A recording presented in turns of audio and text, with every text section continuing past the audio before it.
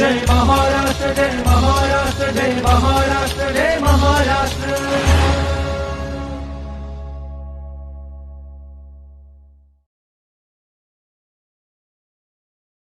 नमस्कार. माहिती जनसंपर्क महासंचालनालयाच्या जय महाराष्ट्र कार्यक्रमात मी संजय भुसुडे आपल्या सर्वांचं मनपूर्वक स्वागत करतो. खरं तर सागराला गवसणी घालणं किंवा सागराबरोबर दोस्ती करताना त्या विकासाच्या आणि प्रगतीच्या साथीनं राष्ट्र पुढे नेण्यासाठी योगदान देणं हे काही सोपं काम नसतं. पण असं सोपं काम नसताना अवघड असणारं काम देखील तंत्रज्ञानाच्या ताकदीवर अभियांत्रिकी कौशल्याचा एक जगामध्ये नमुना म्हणून सादर होणार आहे.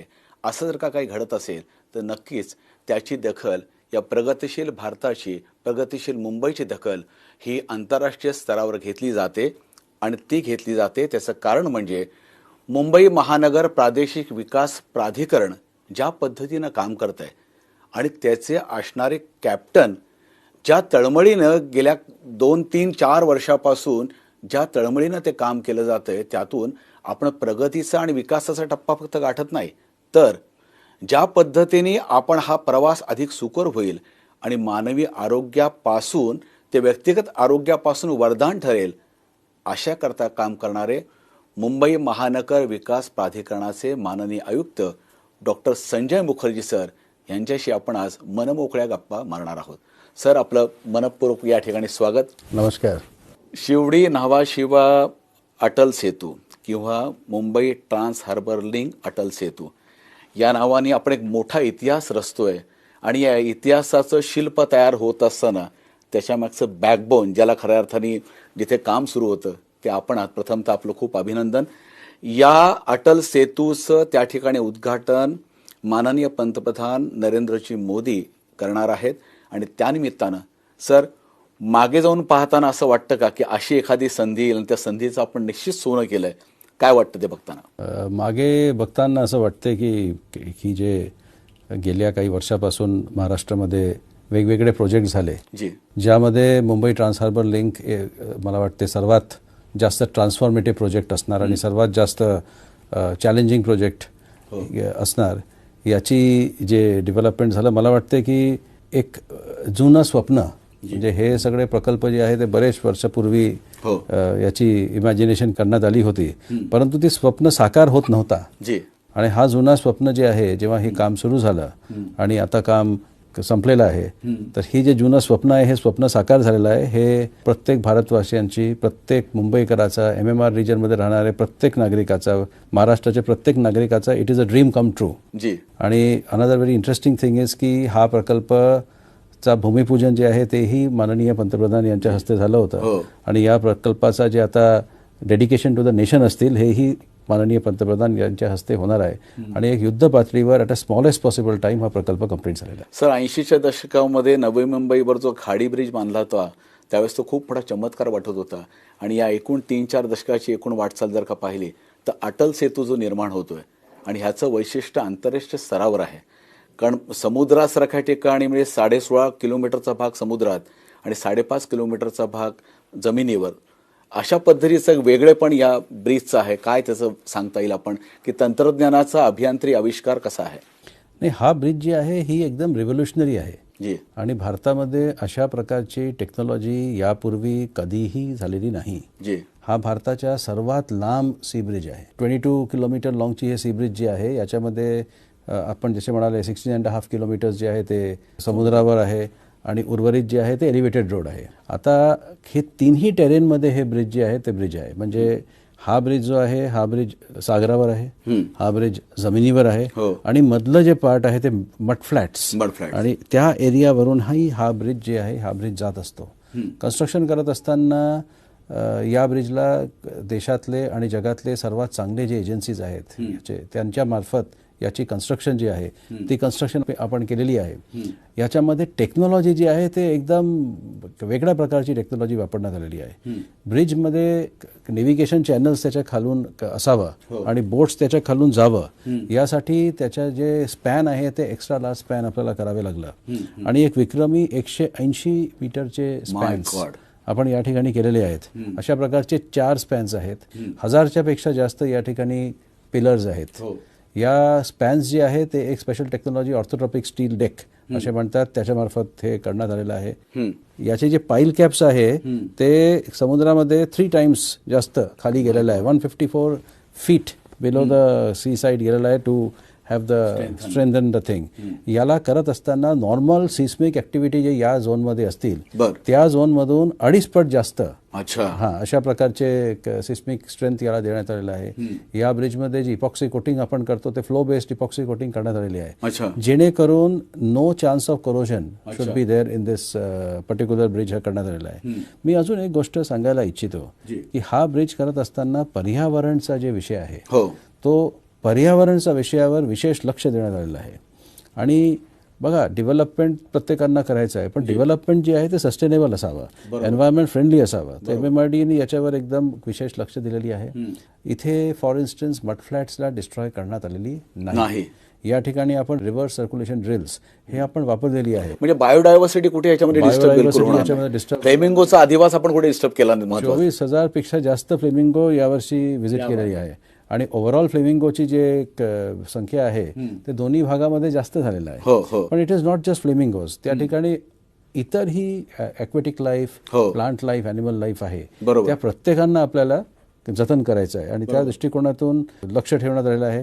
काम करत असताना प्रत्येक मशिनीवर सायलेन्सर जे आहे ते बसवण्यात आलं. नॉईज बॅरियर्स काम करत असताना या ठिकाणी बसवण्यात आलेलं आहे. डेब्री मॅनेजमेंटची ॲडव्हान्स सिस्टम जी आहे ते ॲडव्हान्स सिस्टम मॅनेज करण्यात आलेली आहे. अशा प्रकारची ही जे ब्रिज आहे त्याला एन्व्हायरमेंटल सस्टेनेबिलिटीसाठी आपण एक मोठ्या प्रमाणावर पहिल्यांदा त्याच्यामध्ये AI टेक्नॉलॉजीचा वापर केला जातो, एक महत्वाची गोष्ट. AI technology has also been use. म्हणजे मला वाटते जगातलं जितकेही बिल्डिंग कन्स्ट्रक्शनमध्ये जे टॉप टेक्नॉलॉजीज आहे ते सर्व टॉप टेक्नॉलॉजी या ब्रिजमध्ये वापर केलेली आहे.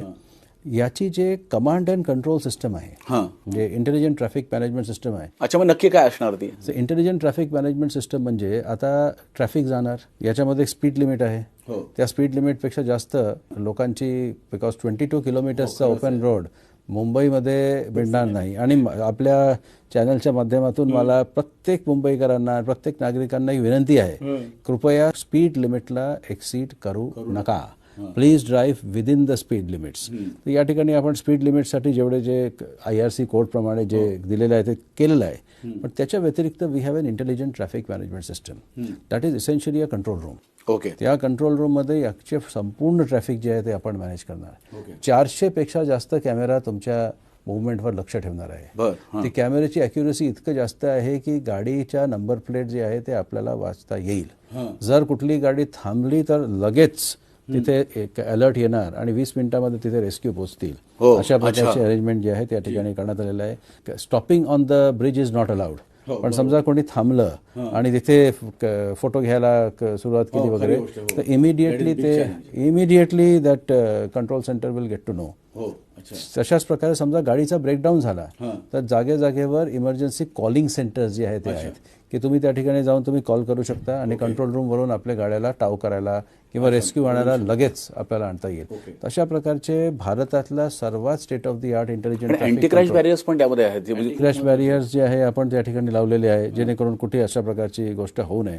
तर भारतातला सर्वात जास्त ॲडव्हान्स ट्रॅफिक मॅनेजमेंट सिस्टम या ब्रिजमध्ये आपण लावलेली आहे. आणि जेव्हा हा ब्रिज माननीय पंतप्रधान यांच्या हस्ते याचा डेडिकेशन टू द नेशन होणार आणि त्यानंतर हे नागरिकांना वापरासाठी उपलब्ध असणार त्यावेळेस प्रत्येक नागरिकांनी याला इंटेलिजंटली यूज करावा.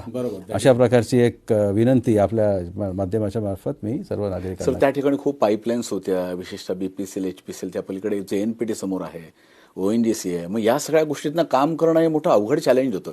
मग याचं प्लॅनिंग करत असताना या सगळ्या गोष्टींचा प्रामुख्याने विचार की उद्या सायक्लोन आलं तर काय होऊ शकतं याचा कितपत विचार केला गेला. आता तिकडे जे पाईपलाईन्स आहे, गेलचा गॅस पाईपलाईन जातो, तिथे एक ऑइल अँड गॅसचे पाईपलाईन्स आहेत, जवाहरलाल नेहरू पोर्ट ट्रस्ट आहे, त्यांचे शिप्स आणि त्या शिप्सची नेव्हिगेबिलिटीला इफेक्ट करू नयेत. म्हणजे आपल्याला फ्युचर बरोबर बघायचं आहे. मुंबईला नवी मुंबई बरोबर कनेक्ट करत असताना एक्झिस्टिंग जे आपले इकॉनॉमिक ऍक्टिव्हिटीज आहे ते इकॉनॉमिक ऍक्टिव्हिटीज बंद होऊ नये, बरोबर, हे पण बघणे आवश्यक होता.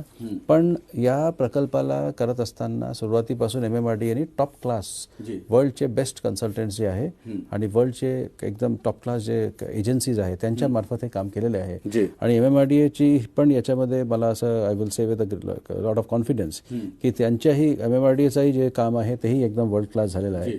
आणि त्यामुळे एक वर्ल्ड क्लास ब्रिज आज तयार आहेत आणि 12 तारखेला माननीय पंतप्रधानांच्या हस्ते देशाला डेडिकेट होणार आहेत. केवळ भारताचं नाही, संपूर्ण जगाचं लक्ष आहे ब्रिजकडे आहे.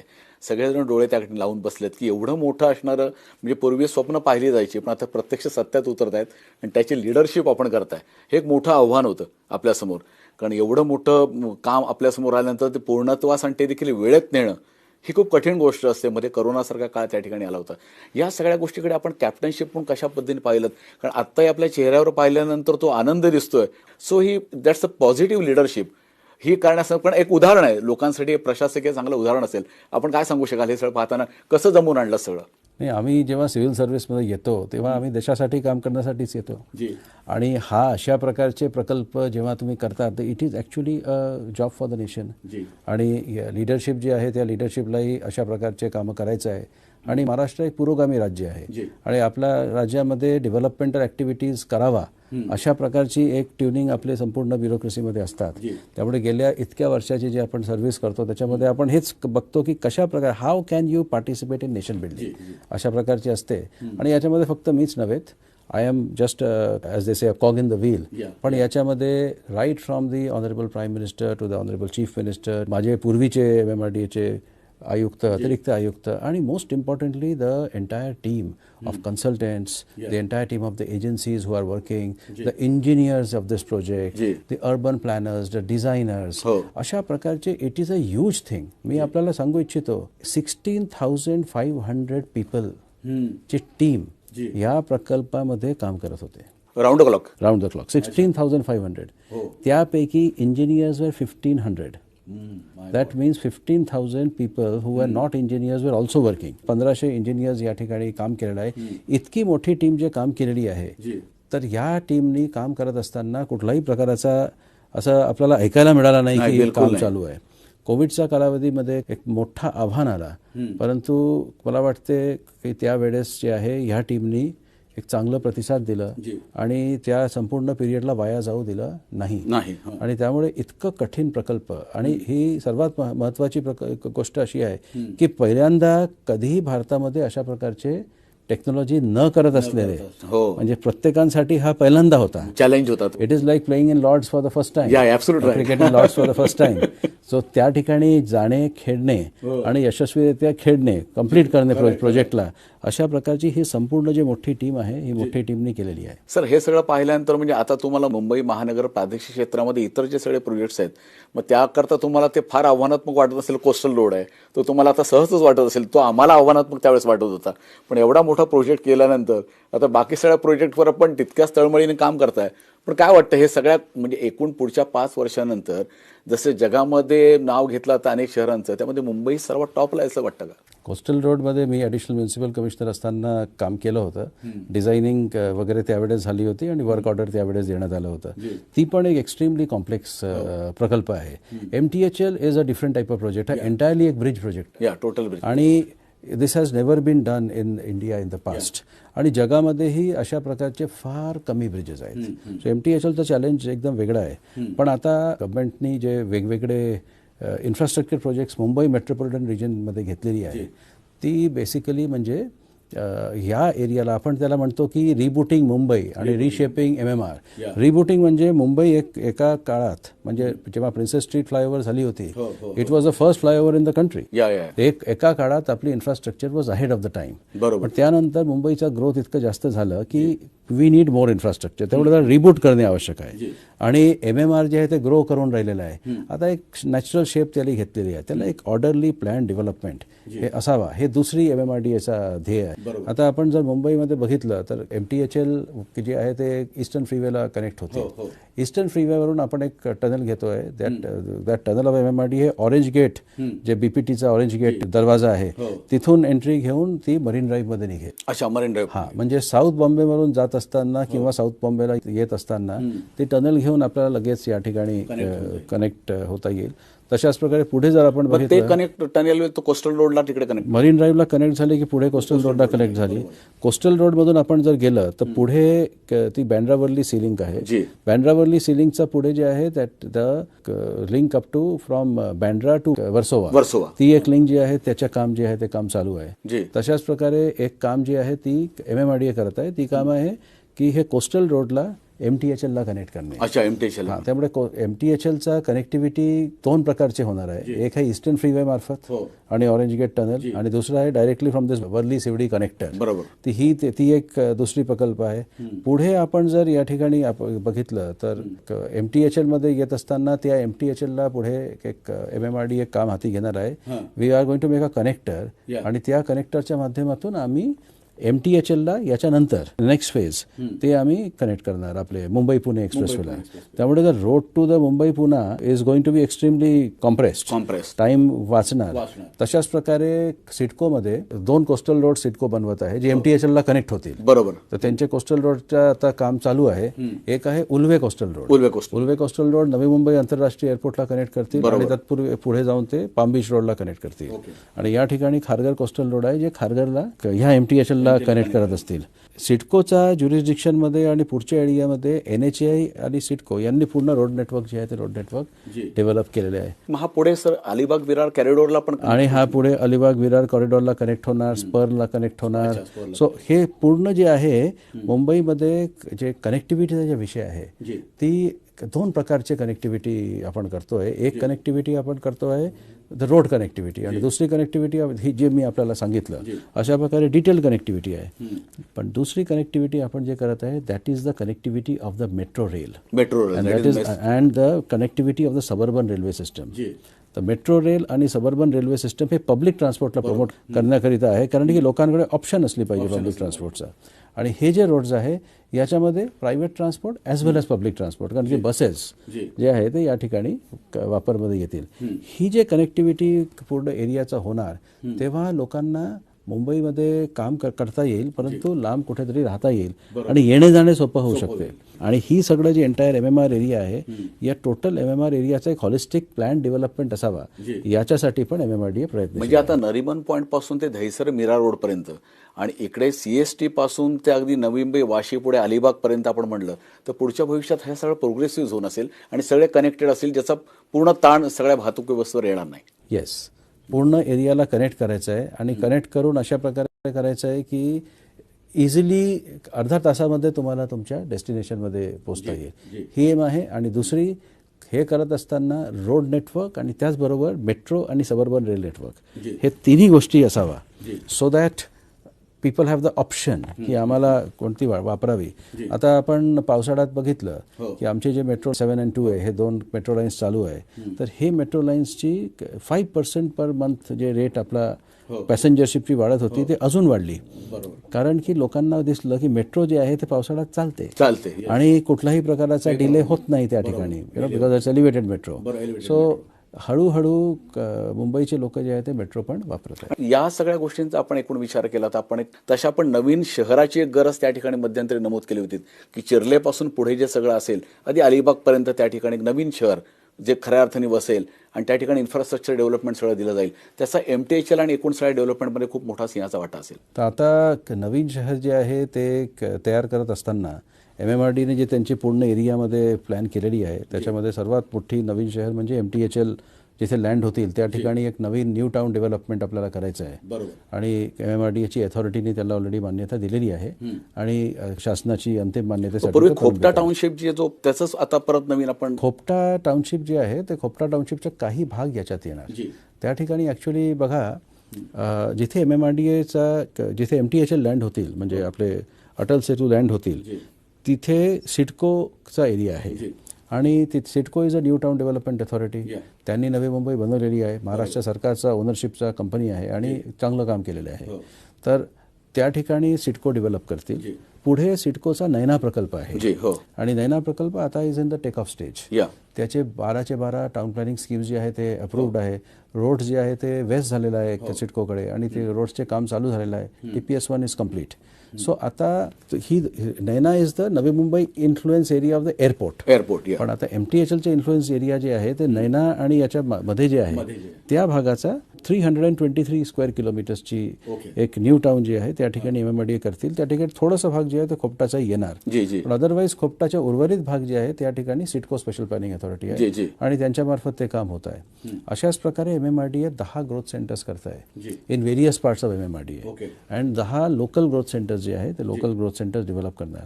तर मी आपल्याला जे सांगितलं की आता कनेक्टिव्हिटी होतील बरोबर. सो लोक तिकडे राहतील मग तिकडेही क्वालिटी ऑफ लाईफ असलं पाहिजे.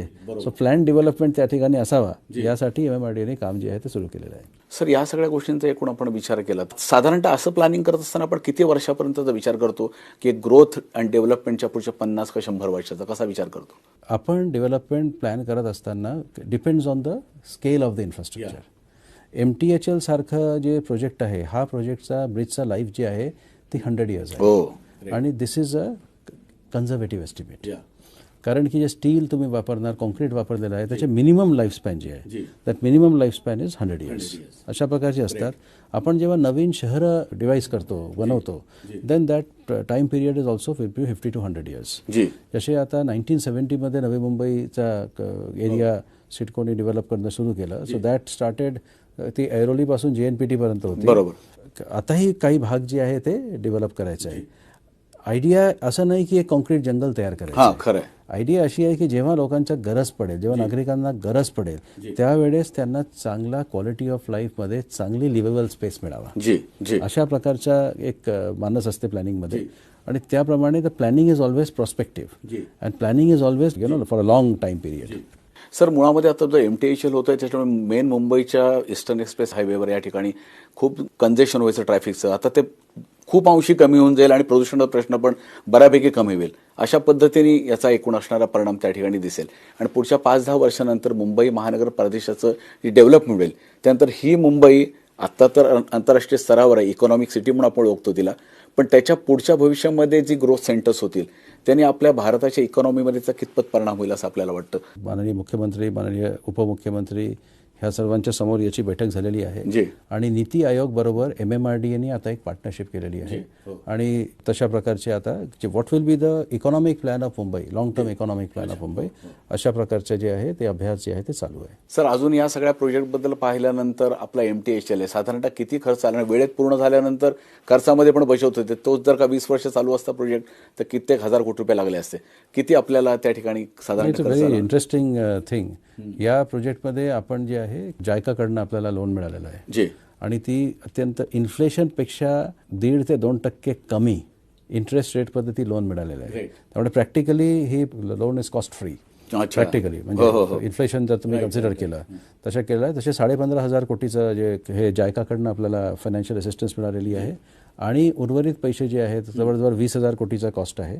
उर्वरित जे आहे ते MMRDAने त्यांच्या स्वतःचे रिसोर्सेसवरनं दिलेली आहे. ही पहिली प्रकल्प आहे जिथे जायकाने डायरेक्टली MMRDAला of course with government guarantee and counter guarantee पण डायरेक्ट लेंडिंग जी आहे त्यांनी एक संस्थेला केलेली आहे. नॉर्मली ते सरकारला लेंडिंग करतात पण या केसमध्ये पहिली केस आहे की त्यांनी डायरेक्टली लेंडिंग केलेली आहे आणि ती सक्सेसफुली जी आहे ती प्रोजेक्ट ती लेंडिंग वगैरेचे जे विषय जे आहे तेही सक्सेसफुली इम्प्लिमेंट झालेले आहेत. आपण जर का हा सगळा अभियांत्रिकी चमत्कार जर का पाहिला ना तर इतकं सोपं नसतं हे सगळं.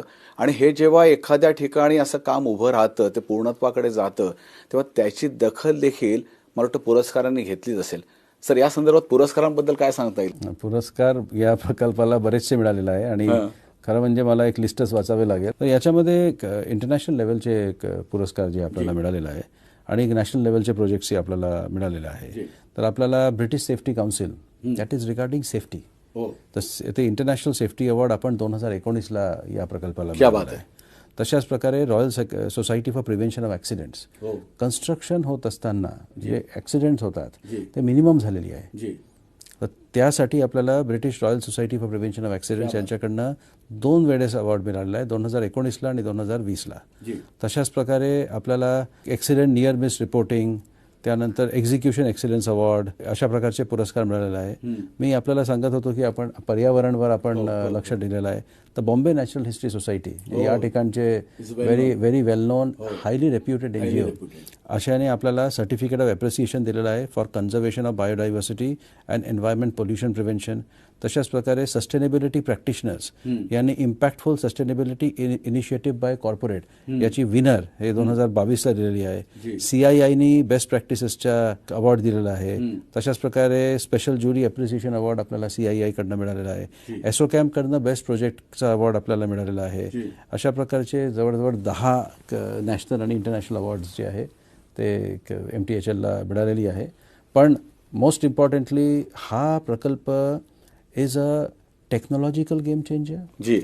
हा प्रकल्प जे आहे ते ओव्हरऑल एक गेम चेंजर होणार म्हणजे जेव्हा हे उघडेल, कारण की there is saving in terms of time, there is saving in terms of fuel, there is saving in terms of damage to the vehicles, and very importantly there is savings in terms of your quality of life, like the air quality index किंवा जे overall व्हेकल्समुळे जे पोल्युशन्स आणि इतर activities हे होतं हे सगळं savings असणार. या प्रकल्पामुळे नवी मुंबई साईडमध्ये राहणाऱ्या लोकांना म्हणजे 20 मिनिटं पुलावर आणि 10 मिनिटं दोन्ही साईड म्हणजे 40 मिनिटांमध्ये आपल्या आपण मेन सिटीमध्ये येता येईल, एंटर करणार. इंटरेस्टिंगली हा प्रकल्पाचे नंतरचे जे कनेक्शन्स आहे वर्ली शिवडी कनेक्टर एक्सेट्रा याच्यातनं तुम्हाला नॉर्थ मुंबई, साऊथ मुंबई कुठेही आपल्याला जाता येईल. All these projects are going to be combined together is definitely going to be a game changer. Sir, मला वाटतं आणि महत्त्वाचं असं आहे की या सगळ्या प्रोजेक्ट्समध्ये जे 10 अवॉर्ड्स मिळाले आहेत, मला असं वाटतं कदाचित मी चुकत नसेल तर असं पहिला प्रोजेक्ट असेल ज्याच्यामध्ये पर्यावरण दृष्टिकोनातून देखील तुम्हाला बॉम्बे नॅशनल हिस्ट्री सोसायटीने ॲप्रिसिएशन केलं. ही खूप छोटी गोष्ट नाही, अत्यंत महत्त्वाची गोष्ट आहे. पण ते ॲप्रिसिएशन करणं म्हणजे पर्यावरणाच्या कुठल्या बायोडायव्हर्सिटी असेल, फ्लेमिंगो असेल, त्यांचा अधिवास असेल, याला कुठेही धक्का न पोचता करणारा मोठा बहुधा हा पहिलाच प्रोजेक्ट असेल. ते मला वाटते Bombay national history society will be in a better position to explain. पण आपल्या माध्यमातून मी त्यांनाही धन्यवाद देऊ इच्छितो की त्यांनी आमची एफर्ट्सला त्यांनी दखल घेतली आणि हे एक प्रकल्प करत असताना हे चांगलं वाटतं की आम्ही जे एफर्ट्स घेतलं त्यांनी कोणी दखल घेतली, आम्ही एन्व्हायरमेंटसाठी जे काम केले हे दखल घेतली. So I would like to thank them. या सगळ्या उपक्रमांच्या बाबतीमध्ये विचार करत असताना म्हणजे प्राधिकरणाच्या माध्यमातून सुरू आहे, तसंच सूर्या प्रकल्पाच्या म्हणून पाणी पुरवठा देखील केला जाणार आहे विरार आणि त्या सगळ्या भागांमध्ये, आणि माननीय पंतप्रधान त्याचं देखील उद्घाटन करणार आहेत. काय सांगता येईल त्या प्रकल्पाबद्दल? सूर्या पाणी पुरवठा प्रकल्प म्हणजे हे एक फार अगेन एक गेम चेंजर प्रकल्प आहे. कारण की आपण जर मुंबई शहर बघितलं तर BMCचा वॉटर सप्लायचा सिस्टम फार वेल प्लॅन्ड आहे. 7 जलाशय आहे, त्यांची water primary secondary tertiary distribution system एकदम चांगलं आहे. परंतु अराउंड मुंबई जे आहे ते ग्रोथ इतकं फास्ट झालेलं आहे की पाण्याची एक शॉर्टेज त्या ठिकाणी लोकांना राहताना जाणवते. आणि त्यामुळे ती पाणी आपण आणायचं कुठून आणि सप्लाय कसा करायचा हा एक मोठा प्रश्न होतो. सूर्या पाणी पुरवठा प्रकल्पामध्ये जवळजवळ 418 मिलियन लिटर पाणी ते जे आहे ते एक आपण हे करतोय. कवडासमध्ये एक धरण बांधलेलं आहे ज्या ठिकाणी ते पाणी येतील. एक खाली आपण एक वॉटर ट्रीटमेंट प्लांट केलेला आहे. आणि ह्या प्रकल्पामध्ये अंडरग्राऊंड पाईपलाईन आणि अंडरग्राऊंड टनल याच्या माध्यमातून पाणी जे आहे ते मास्टर बॅलन्सिंग रिझर्वायर्स तयार झालेली आहे at the gate of Vasai Virar municipal corporation आणि later on at Mira Bhayandar municipal corporation. एक फॉरेस्ट एरिया आणि एक नॅशनल पार्क तुंगारेश्वर याच्यातून पण आपली हे पाईपलाईन गेलेली आहे. अंडरग्राऊंड टनल बोरिंग मशीनच्या माध्यमातून टनल बनवल्यामुळे कुठल्याही प्रकारचा वाईल्ड लाईफलाही याच्यामध्ये धोका झालेली नाही. आणि आज वसई विरार म्युन्सिपल कॉर्पोरेशनचा टप्पा आहे तो टप्पा फुल्ली रेडी आहेत आणि त्याची वसई विरार म्युन्सिपल कॉर्पोरेशनला 185 मिलियन लिटर्स वॉटर देण्याची क्षमता ठेवतात ॲडिशनल. आतले जे डिस्ट्रीब्युशन सिस्टम आहे हे वसई विरार म्युन्सिपल कॉर्पोरेशननी तयार करायची आहे, पण त्यांनी पण आपल्या सिस्टमला अपग्रेड केलेलं आहे आणि टप्प्याटप्प्याने अजून अपग्रेड करतील आणि पूर्ण पाणी जे आहे ते पाणी उचलतील. त्यामुळे त्या भागातल्या लोकांना जे पाणीची शॉर्टेज होती ते पाणीच्या शॉर्टेज आज त्यांच्या निघून जाईल. तशाच प्रकारे काही महिन्यात मीरा भाईंदरचाही टप्पा कंप्लीट होतील आणि मीरा फेज 2 जे आहे आता आपण फेज 1चा डेडिकेशन होणार, फेज 2 त्याच्याही होतील आणि मीरा भाईंदर पण आपलं सिस्टम जे आहे ते अपग्रेड करत आहे. तर त्याप्रमाणे 185 million liters water can be made available at Vasai Virar Municipal Corporation. About 218 million liters can be made available to Mira Bhayandar Municipal Corporation. अशा प्रकारचे आहे. आणि रस्त्यावर येणारे 27 गावं, त्या 27 गावालाही पाणी पुरवठा या प्रकल्पाच्या माध्यमातून करता येईल. तर सर्वात महत्वाची जे आहे, जल ही जीवन आहे. जीवनासाठी सर्वात महत्वपूर्ण जी गोष्ट आहे वॉटर, त्याची सोल्युशन ही प्रकल्प जे आहे ते प्रकल्प करणार आहेत. जी सर, आणि महत्वाचा प्रश्न की साधारणतः आपण तो शिवडी आणि वरळी टेंटेटिव्ह कधीपर्यंत तो पूर्ण होण्याचा अपेक्षित आहे? It will be completed by maybe March 2025. अच्छा, लवकरच तो लवकरच वर्षभरात ती प्रकल्प जे आहे तेही पूर्ण होते. सर, एवढ्या सगळ्या प्रोजेक्ट्स, मोठे मोठे प्रोजेक्ट्स होत आहेत, आपण त्याची लिडरशिप करताय, आणि या सगळ्या माध्यमातून किंवा MTHLच्या माध्यमातून आपण जो सर्वसामान्य नागरिकांना या संदर्भामध्ये काय सांगू शकाल, काय छोटंसं आव्हान करू शकाल? सर्वसामान्य नागरिकांना एवढंच आव्हान करणार की MMRDA जे आहे, माननीय मुख्यमंत्री आमचे चेअरमॅन आहेत आणि त्यांच्या नेतृत्वाखाली MMRDA is trying very hard to improve the lifestyle of people of Mumbai. आणि MMRDAची हे प्रयत्न आहे की हे सगळं प्रकल्प लवकरात लवकर करून पब्लिककडे उपलब्ध करून देण्याचं आहे. जनतेने पण ह्या प्रकल्पाला वापर करत असताना जबाबदारीने वापर करावा. विशेषतः MTHL मध्ये स्पीड लिमिटची जी मर्यादा आहे ते मर्यादानी पाळावी, आणि हे प्रकल्प करत असताना आम्हाला सहकार्य करावा, जेणेकरून आम्हाला help us help you. Thank you so much. आपण जर का या संपूर्ण MTHL बद्दल, म्हणजे अटल सेतूबद्दल जर का आपण ही सगळी माहिती पाहिल्यानंतर आपल्याला नक्कीच आता उत्कंठा असेल, माझ्यासकट तुम्हालाही नक्कीच वाटेल की कधी त्या ब्रिजवरनं आपण जाणार आहोत. पण असे प्रकल्प पूर्ण होण्यासाठी एक डायनॅमिक लिडरशिप लागते. कारण असे कर्तबगार अधिकारी जेव्हा असतात, त्यातून केवळ राज्य उभं राहत नाही, तर समर्थ राष्ट्र उभं राहण्यासाठी माननीय नरेंद्र मोदीजींना अपेक्षित असणारा समर्थ भारत 2047 मधला उभा राहण्यासाठी मोठं योगदान डॉक्टर संजय मुखर्जी सर देत आहेत. आणि ते या निमित्तानं आजच्या कार्यक्रमात आले, त्याबद्दल आपलं मनपूर्वक या ठिकाणी मी आभार व्यक्त करतो. आणि जय महाराष्ट्राच्या निमित्तानं आपण अशाच वेगवेगळ्या विषयांच्या संदर्भात बोलत राहणार आहोत. तत्पूर्वी MTHLच्या करता सर्व आमच्या तळमळीनं जगणाऱ्या नागरिकांकडून आपल्याला मनपूर्वक सर शुभेच्छा, आणि पुन्हा भेटूया जय महाराष्ट्राच्या एका विशेष भागात नवीन विषयासह. तोपर्यंत आपण सर्वांना मनपूर्वक शुभेच्छा. जय महाराष्ट्र, जय महाराष्ट्र, जय महाराष्ट्र, जय महाराष्ट्र.